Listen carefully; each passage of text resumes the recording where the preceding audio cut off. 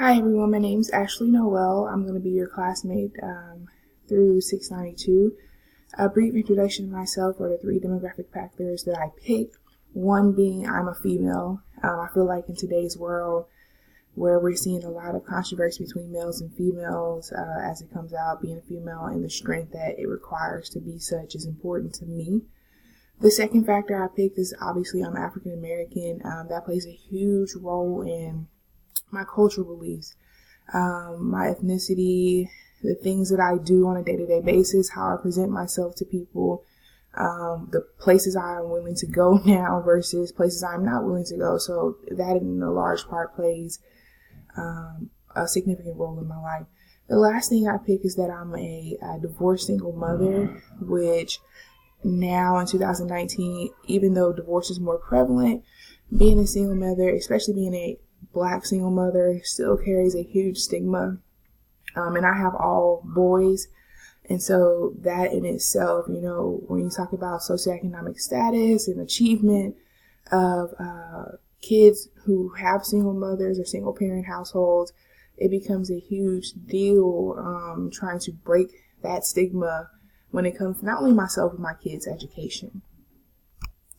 Part 2 of the post asks us about our personal story. So about myself, I grew up in Baton Rouge, Louisiana. I lived there from birth until I was about 25.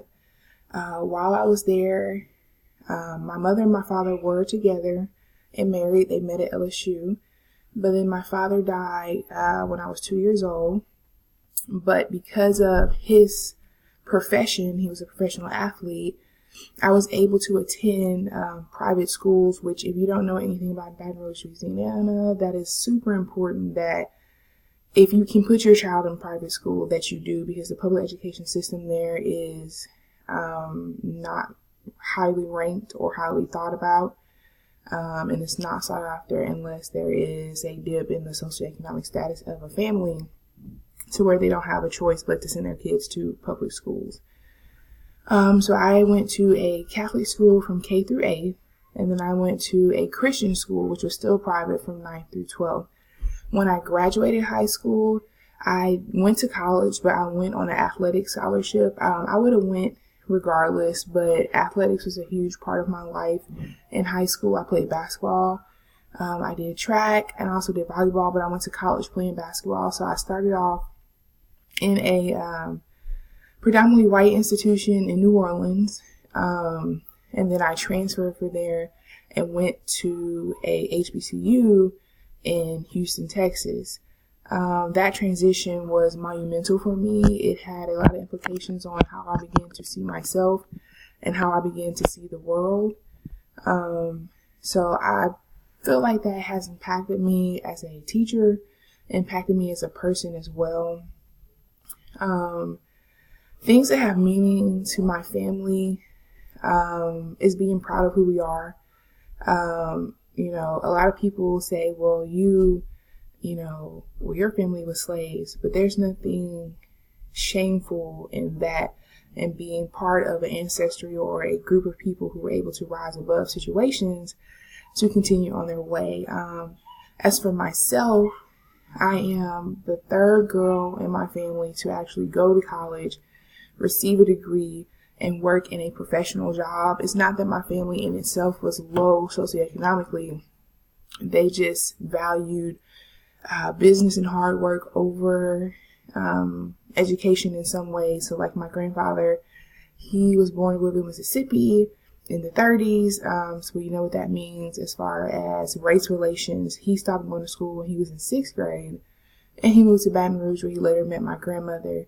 And they had my mom and my 2 uncles. But my grandfather, even with the 6th grade education at the time, which and what he did in the 70s and the 60s, was able to have 3 businesses, pass that along to my uncles.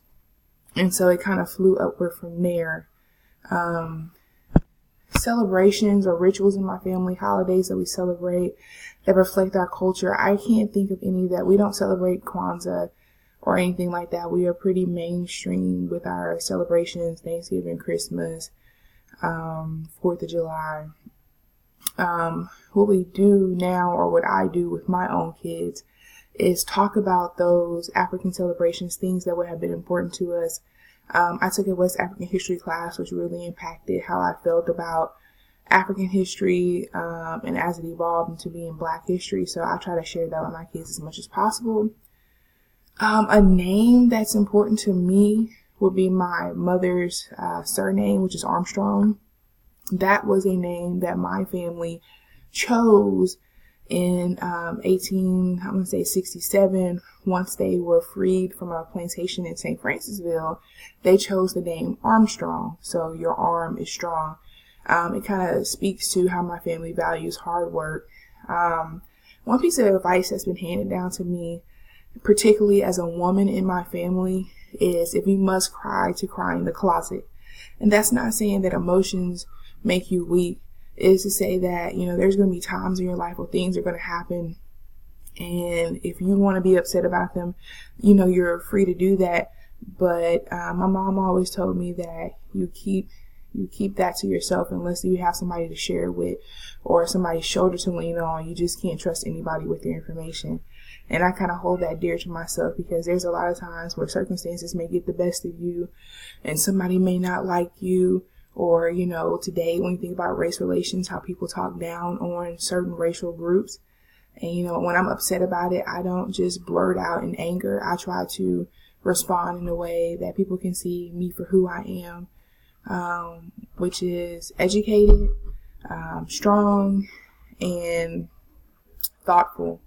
And that's my introduction. I look forward to working with everybody in the class. Have a great day.